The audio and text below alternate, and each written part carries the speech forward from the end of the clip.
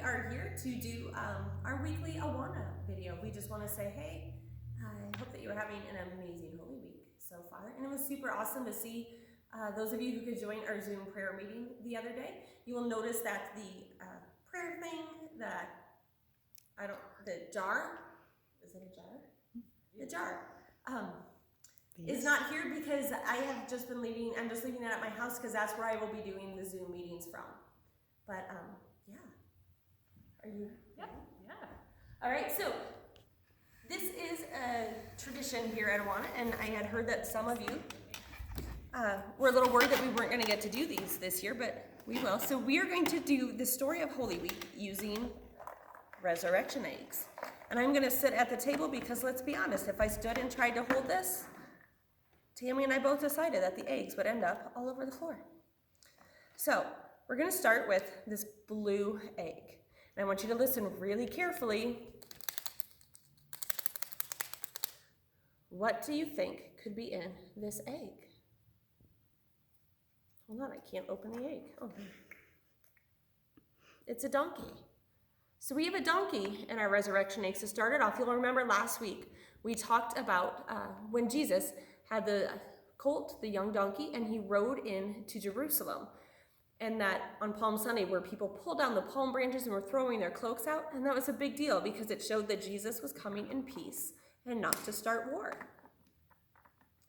All right, and so now we're going to listen to here.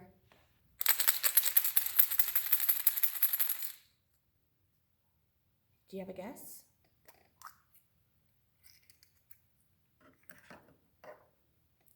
We have 3 silver coins.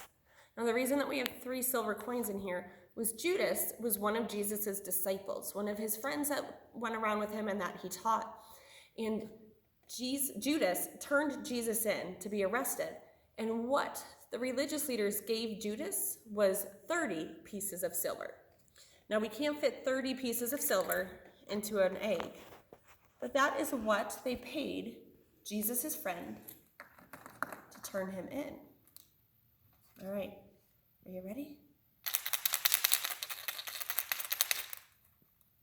Any guesses?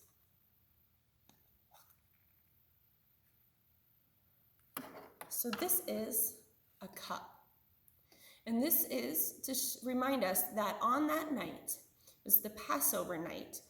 It was the very last meal that Jesus ate. We call it the Last Supper.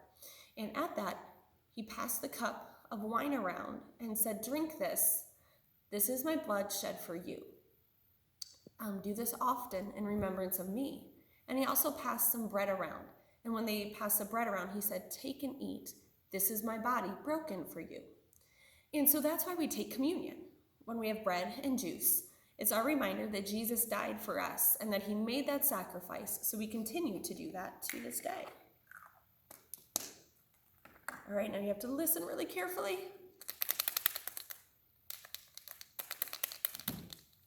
Do you know what is in this orange egg?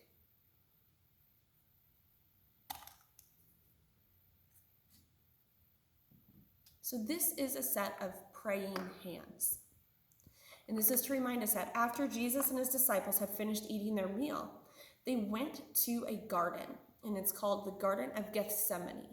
Can you all say Gethsemane with me? Gethsemane. Good job. And so when he went, he told his disciples to stay outside of the garden and keep watch, because Jesus knew that they were coming to arrest him. And he went in to pray, and Jesus was just really, really sad. And he fell down onto the ground, and he just put his face down on the ground, and he prayed to God, and he said, Dad, I don't want to do this. But if this is the only way that your plan can come true, then I'll do whatever you need me to do. And so on that night, we remember that Jesus prayed. All right, this one you can't hear super well, so you have to be super quiet.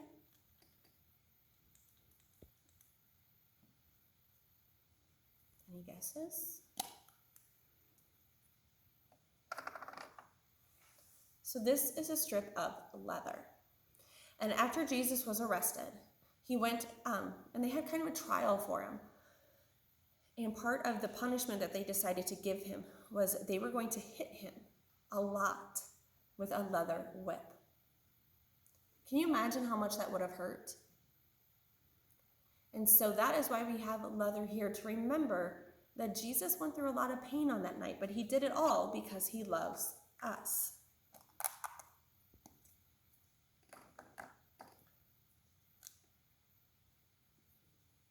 Now this one's really hard to hear, and you'll see why in a second. It's because it's about the exact size of the egg. And so this is a crown. And it's probably hard to see on a video, but there are little ridges on this because this is to be like the crown of thorns. Now a thorn is something that you find on some plants, like roses have thorns, and it's something that if you touch it, it kind of pricks your finger and it can make you bleed. So they made a crown of thorns, and what they did was they pushed this crown of thorns down onto Jesus's head. So now he's been whipped with that leather whip that we talked about, and then he's had this crown of thorns just pushed down on his head. How do you think that made him feel? Do you think it hurt a lot? And then, well, okay, I'm not even going to shake this one, let's be honest. I mean, I can shake it, but you're not going to hear anything. So in here, we have this. And so usually what people guess when they see this is a cross. And you're right, it is in the shape of a cross. But what this is, it's a carpenter's nail. And so this is a kind of nail that they would have used with Jesus when they were nailing him to the cross. And so they had the cross laid down on the ground, and they laid Jesus out, and his arms are stretched out and his feet are stacked on top of each other. And what they would have done is they would have taken that nail, put it in his wrist here, and nailed that, hammered that nail into his wrist and into his feet. And then they stood that cross up. Do you think that would have hurt? What do you think the people, because there were people there watching this. They went like it was how we go to the movies. They would go see people crucified. I know, it's weird. But that's what they did. What do you think they were thinking when all of this was happening? All right, this one you're going to be able to hear really well. What do you think? So this is a die. And the reason that we have this is to remind us that some of the Roman soldiers who were there that had crucified Jesus had this super cool garment on that it was like his outfit did not have any seams in it, so it was really rare.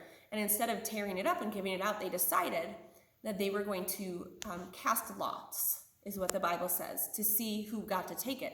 But to us, it would be like they were rolling a die to see who got to take Jesus' clothes.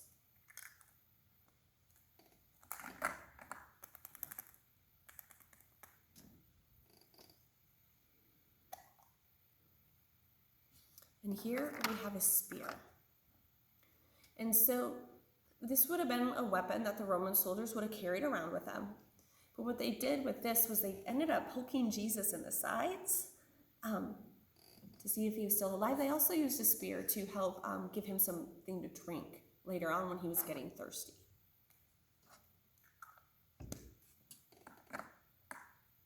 Yeah, you're not going to hear this one either over the video, so I'm just going to show you.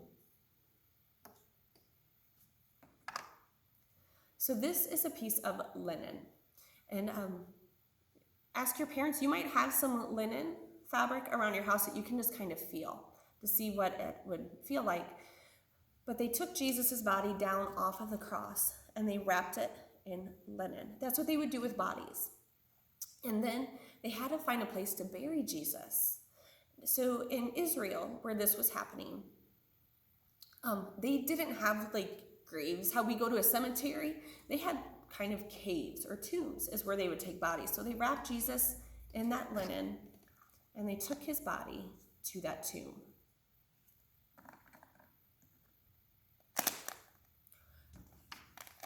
I about dropped that egg. I forgot how heavy this one is.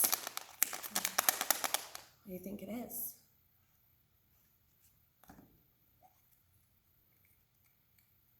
So here we have a rock. Now, remember I said that they put Jesus' body in a tomb, so like a big cave. Well, they couldn't just leave the door of that cave open.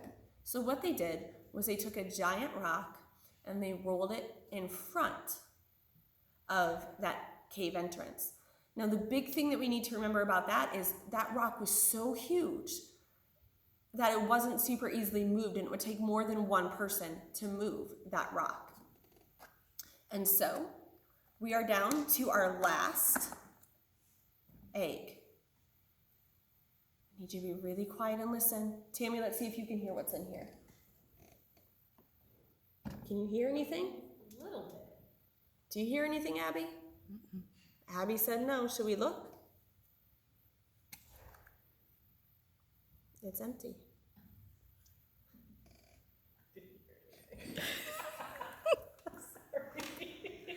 Tammy was just playing around. She didn't hear anything either. It's my heartbeat. It was the door closing. We had somebody come into the church, and so it was just the door she heard. But so the egg is empty because on Easter morning, as sad as everything was that happened with Jesus, on Easter morning when they went to the tomb to take spices to the body, someone had rolled that giant stone away, and Jesus wasn't there. That linen was on the table where he had been, but there was no body. And the people who went saw an angel. And the angel looked at them and said, "Do not be afraid." Remember, we've talked about that. We're told that a lot by God, do not be afraid. And this brings us to our Bible verse for today. So you'll see where the red bookmark is. We are in the book of Matthew. So that's the very first book in the New Testament. And our Bible verse is, it's right here, but I'm going to hold up my sheet here that you can see. He is not here. He has risen, just as he said. Go ahead and say that with me. He is not here. He has risen, just as he said. Because Jesus had been telling his disciples that even though he died, he was going to come back. And so those are our resurrection eggs and our story for this week. And we're going to turn it over to Tammy now for some science fun. Oh my goodness, I about tipped that chair over. Did you see that? I might use the chair today too because I forgot my glasses. Oh, that's so okay. Everything works a little bit better if I'm closer to it. So I'd like to give a shout out to my 7th grade science teacher, Mr. Myers, because all of this is kind of from that class. So I appreciate. You will have to tag him on Facebook. I will. I'm sure he'll be very proud of me. He will be. All right. So we're going to do a fun science experiment today, and it's kind of a craft too. So the things you'll need are a jar, and then I made a cross out of a pipe cleaner here, and then I tied a string to it, and you just need a little cross like this.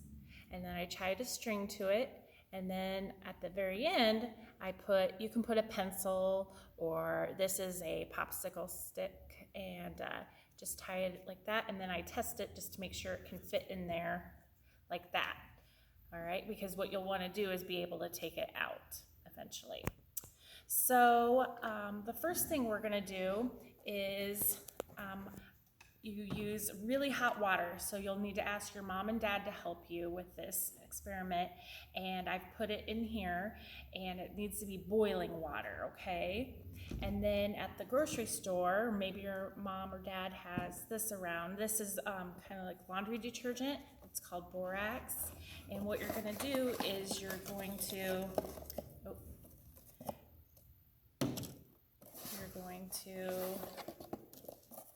use 1 tablespoon of borax in there, 1 tablespoon, and then you're going to use 3 cups of the very hot water. So this is where you're going to need mom or dad's help with this. 2,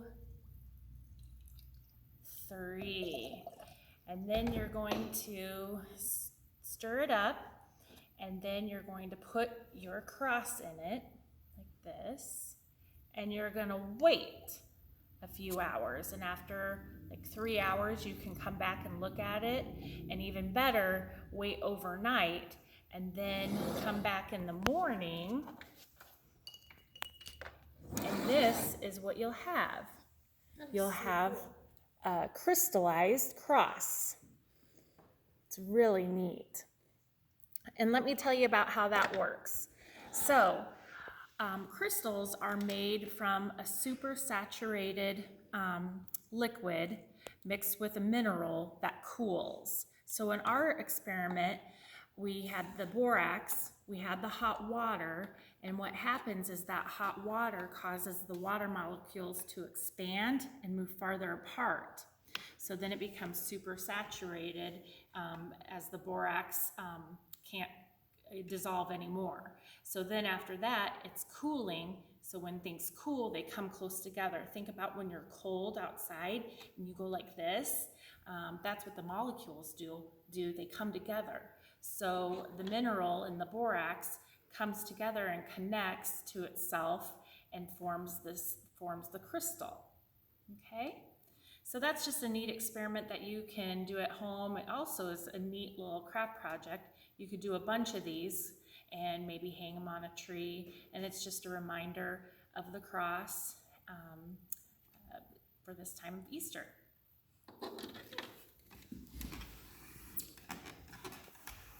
Well, everyone, thank you again for showing up to Awana this week. If you want your friends to see this, go ahead and just click send. And something that was really cool on our video last week was we had a couple of you that were actually commenting on the video, letting us know what you thought about it. My brain just stopped. Do you ever have that happen? I mean, y'all know that it happens to me all the time.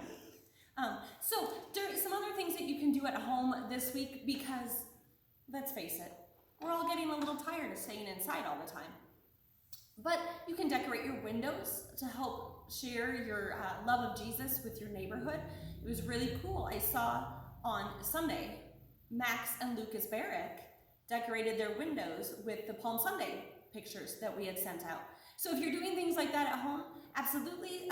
If you put it on Facebook, go ahead and tag me, or you can send it to the church Facebook page, because we really just like seeing everything that you guys are doing. We miss you a whole lot. Stay safe, and we love you all. Bye. Bye.